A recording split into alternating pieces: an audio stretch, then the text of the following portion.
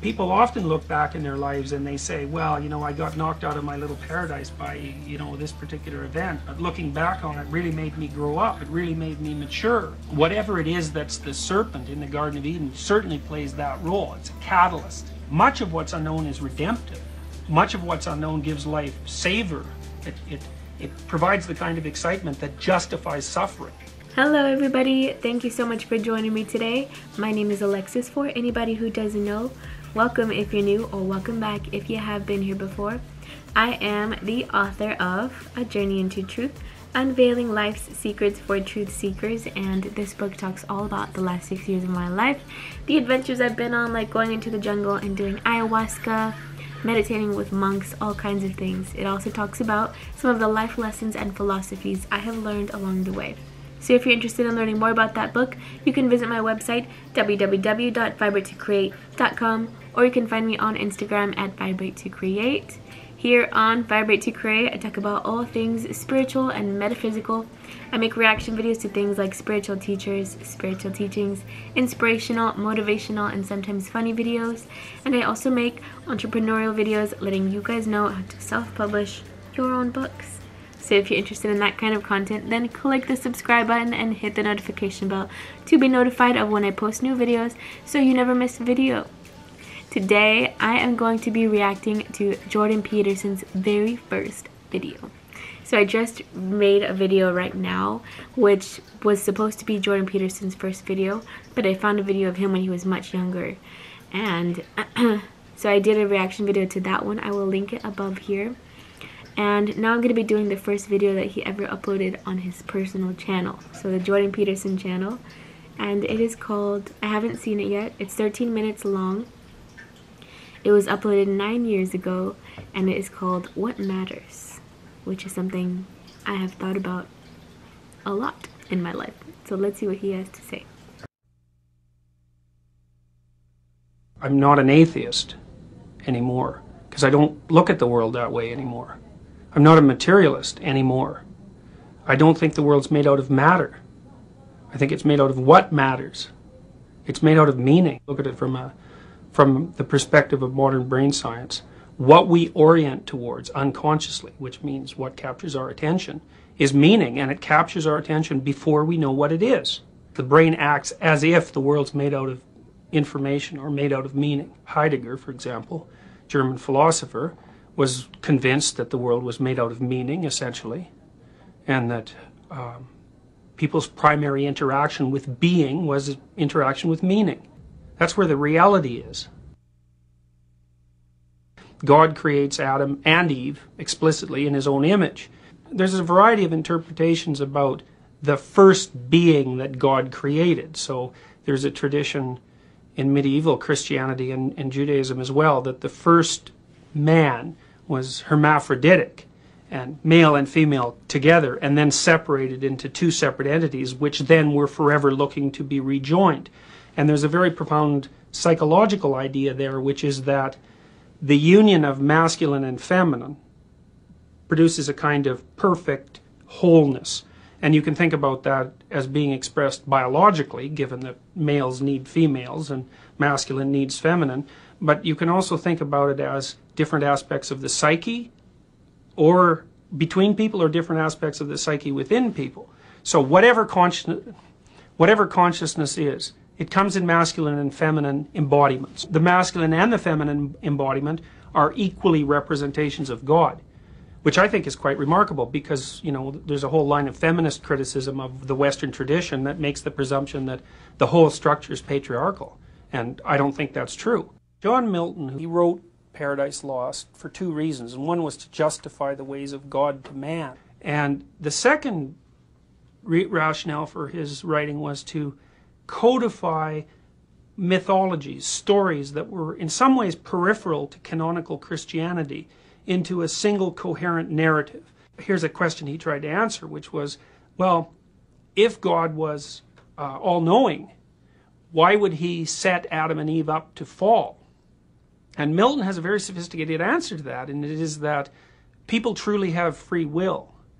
And even if God knew that they were going to fall, there was nothing he could do to stop that except deny them free will.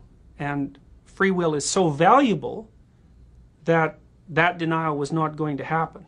Dostoevsky points out that freedom happens to be very important to people, and even arbitrary freedom. Like, people want the freedom to go to hell in a handbasket even. They don't want constraints. They're willing to put up with a lot to have their freedom. And God's judgment is something like, freedom is better than safety. The unknown is fascinating. We can't look away from it. We have to encounter it, even if it's terrifying. It's partly why, teenagers like horror movies. They're driven to look at the snake. They're driven to interact with the snake. In Genesis, of course, interacting with the snake means the end of paradise, just like it does in life. There are ideas that the serpent in the Garden of Eden was Satan and trying to destroy God's handiwork.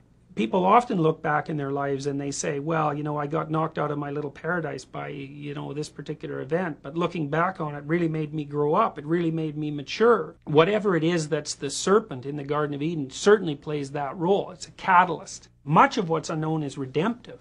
Much of what's unknown gives life savor. It provides the kind of excitement that justifies suffering.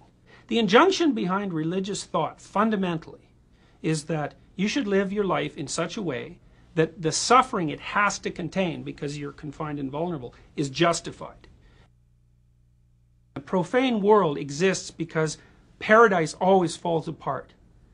Now, and that's a catastrophe. That's the human catastrophe, and maybe that's original sin. And profane life is characterized by suffering, intense suffering. And that's a terrible thing. I mean, it's so terrible that the first two people to really inhabit the profane world, Cain and Abel, Cain is so disturbed by the nature of the world that he turns into a revengeful, homicidal, resentful, fascist authoritarian, and the father of war. Well, that's how bad profane existence can be. But if you keep going in the same direction, you can get so conscious that the profane conditions of being are no longer tragic. They're acceptable. But you have to live well enough so that the suffering is worth it. If you took advantage of every opportunity you had, if you crawled through every window that was open to you, if you lived as perfectly as you could, your life would be justifiable on its own terms, despite its suffering and despite the tragedy in the world. That's why Kierkegaard said that people are redeemed one by one and not in groups. It's an individual project. So before he goes on, in the last video, we just talked about the unknown. So we see a young Jordan Peterson talking about this experiment where they were learning about rats and their behavior when they come across something that scares them. So it was a cat, and I'll link it above like I was telling you. So in that video I was talking about the unknown and about fear. In many of my videos I talk about the good that comes from some of the hardships that we can experience in life, and I know this because of my own experience of going through really tough hardships, and then that leading into me becoming who I am today, and me going on a journey into learning about different ideas and learning about the nature of reality, learning about philosophy, and that hardship was really what pushed me to have no choice but to take that journey. And that journey led me on to traveling and seeing some beautiful places and seeing Machu Picchu, and going into the middle of the jungle and seeing such beautiful things. And in the middle of that hardship, you do not feel like, oh, it's gonna get better, or oh, it's gonna, this is gonna be a good thing. And you're just so in the darkness that it seems like there's no light at the end of the tunnel. But over time, as I really pushed myself out of my little comfort zone and was going and learning and growing, then at the end of, or much later on in the journey, I was able to look back and say, oh my God, I'm so grateful for that. I'm so grateful that that happened. And if I could do it again, I would do it 100 times over if it would lead me onto the journey I've been on, because it has been such a beautiful journey and I've met so many beautiful people. And just that in itself, I wouldn't take that away from somebody. So like when people are going through really tough situations, like I know sometimes we really want to jump in there and save people. And if you really think about it, in my case, if someone jumped in to save me and did it for me, I wouldn't have ever gained the courage or the strength to be able to handle life in itself. Like choosing to get up and walk by myself and choosing to do it for myself and like save myself has been one of the most strength-giving like things I have ever done. In my book I talk about the tree of struggle. Yes, that's the word I used. In this small section I talk about my trip to Alaska. So I went on a trip to Alaska on a cruise to see Abraham Hicks. And when I was on a train, because we get to go off of the ship for a couple of hours when we stop at a port. And so when I was on a train in Alaska, we were there and we were going through like these forests of Alaska, and then the woman over the speaker, she started talking about the trees. So she said that these trees have adaptive like tendencies. So they will, when there's a storm, like a really tough storm, they will grow much deeper roots into the ground because it'll help them to be able to handle the next storm that comes along. So the adaptation that is caused because of the chaos is actually what causes this tree to evolve and grow and to become stronger. And I really, when she said this story, it had nothing to do with me personally, but I really took it on as like an introspective idea for my own life and the things that I've been through. Is that chaos, that big storm that I was in, was actually the thing that led me to grow much deeper roots in the ground, to be able to stand much stronger no matter what storm came. And I'm so grateful for that storm because it led me to become who I am and to be able to, you know, extend my experiences and to help people to be able to stand up on their own as well, and not to do it for them, but to show them that inside of you, you have that same capacity to be able to stand back up and to be able to grow much deeper roots into the ground. I think that's very beautiful, and I really resonate with what he's saying. And let's keep going. I would say human beings are built to take tragedy, but they're not built to take evil. The most unsettling thing isn't that a close relative dies of cancer, unsettling as that is. The most unsettling thing is to be treated casually in a brutal manner for no other reason than the brutality itself. That's what undermines your belief in human existence and in the value of human existence. That's what demoralizes and kills. Many social scientists in particular, I would say, feel that the idea of evil is anachronistic. The reason that evil is obliterated out of consciousness is because we don't have a theory to account for it. You know, we don't have a framework within which it fits. Now, religious ideation certainly provides that kind of framework. I also think that we dismiss evil because it's such a terrifying phenomena. And whenever it crops up its head, everybody runs around saying, well, who could have predicted this? Who could have predicted this? But, you know, all you have to do is look and you can predict it. And the people who perpetrate it often say exactly what they're doing and why. So the Columbine kids, for example, they said something very much like, well, we've taken a close look at existence, and it isn't worthy. It's not worthy because people are limited and vulnerable, and there's way too much suffering. And suffering, vulnerable things are kind of despicable, and it would be better if they were just all wiped out. Plus, I'm the guy to do it. And that's exactly, fundamentally, that's exactly what they claimed. You might say, well, why would someone come to that conclusion? It's like, that's not a good answer. Everyone comes to that conclusion from time to time when they're disappointed or frustrated, or when, you know, their dreams have fallen apart, or when someone near them suffers, or they doubt the utility not only of their own existence but of existence itself. If it's taken far enough, that attitude engenders atrocity. It's evil, and I think you can define it no problem, because people say, well, you can't define evil. That's wrong. Evil is the production of suffering for its own sake. So I recently talked about good and evil in my reacting to Socrates video. And yeah, So in that video, I talked a lot about heroes and villains, and I talked about how the hero can become the villain and, you know, become just as bad as the villain by trying to fight the villain. And I talked a lot about compassion for what causes someone to become a villain in the first place. And like he was saying, it is largely derived by this cynicism or this nihilistic perspective of the world because of being triggered by like a loss of somebody, or, you know, your dreams failed or your business failed. And this pain that comes from this suffering can lead someone to cause pain out in the world. And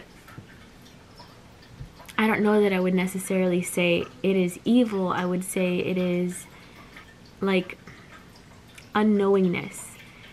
I'm pretty sure Jordan Peterson talks a lot about harnessing the monster within, and that a good man is someone who has the capacity to do much harm in the world but decides he would not do much harm in the world, and he will use his power for good. Does that make sense?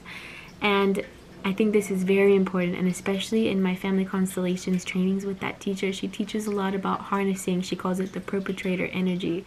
This, the capacity to do bad things and the evil that is within, but harnessing it and using it in a good manner, but also like in moments where you need to stand up for yourself, or in moments where you she says it's much more healthy to let it out in a healthy way as opposed to leave it inside, because when you leave it inside, it can be turned on yourself, and that can lead to, you know, things like cutting or things like hurting the self, addictions, things like that. And she says it's important to let it out in a healthy way where you say it, you feel the emotion and you allow it to move through and you allow it to pass, and you don't leave it inside, but you also don't take it out on others. I'm just saying it's important to harness that energy and to allow it to be within ourselves, and then the more that you harness it, the more in control that you have over it, so that it doesn't come out in an unopportune moment on someone that can't defend themselves or on someone who is helpless.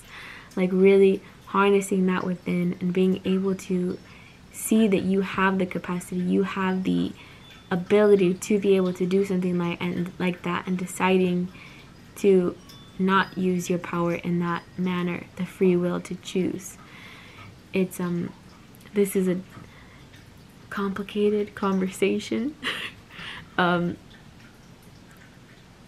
But that was Jordan Peterson's very first video on his YouTube channel that I can see here, What Matters. And I was thinking it was going to be about like life and like what matters in life, and talking about materiality and how that coincides with matter and what matters in life. It was very different. It was much more about religion and like Christianity, Christian beliefs, and different kinds of ideologies. So that's very different. That's not what I was expecting. But I think that's all for today. I think I'm going to cut this short. It's going to be just a little bit of a short video. I hope you guys enjoyed. I hope you enjoyed Dr. Peterson's ideas or takes on the matter. It's a very old video, and I think it's important to remember when you're looking at these old videos of people that we are who we are in the moment that we make the video. And it's not something like, we're constantly evolving. I'm constantly changing. My ideas change over time as I gain new experience and new knowledge, and I have new insights about life. So what I believed 5 years ago is not at all what I believe now. What I believed 10 years ago is completely different because I've had so many other experiences. And so I think it's important when we're looking at these people who have been on the internet for many years to realize, like, everyone is constantly evolving, you're constantly shifting, I'm constantly changing, and what we believe in that moment can be very different than what we believe farther into the future. So I think it's important to allow ourselves to grow and to allow ourselves to change. And who knows what he believes now if he looks back at that video. But I think that'd be interesting to see if he has a little bit of a different take on things now. So anyways, I'm going to end the video here because the light is about to go away. But I hope you guys enjoyed today's video. If you have any questions or comments, you can leave those down below in the comments for me, and I might react to one of your videos if it's a good one. And let me know if you have any questions, and thank you so much for joining me. Thank you for sticking here till the end. I appreciate you clicking on my videos, and I'll see you guys next time. Bye guys.